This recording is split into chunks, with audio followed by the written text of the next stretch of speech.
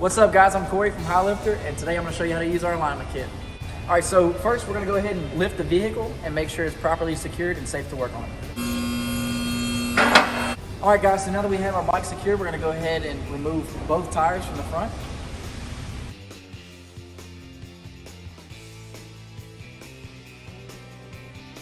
So the next thing we're going to do is we're going to go ahead and unbox our alignment kit.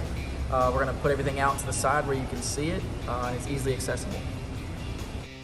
So now we're going to go ahead and put our alignment plates onto the hubs themselves on both sides and secure with your lug nuts. And make sure they're nice and tight.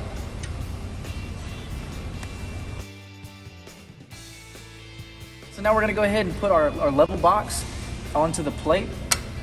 And what you're looking for is you're going to want to make sure that you adjust it to where your plate itself is level and you're reading triple zeros.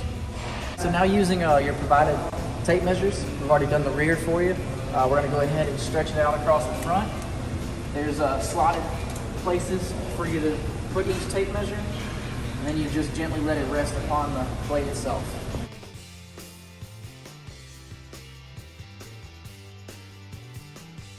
So now we're going to go ahead and adjust our toe by turning your tie rod either inward or outward until your two tape measures meet the same measurement.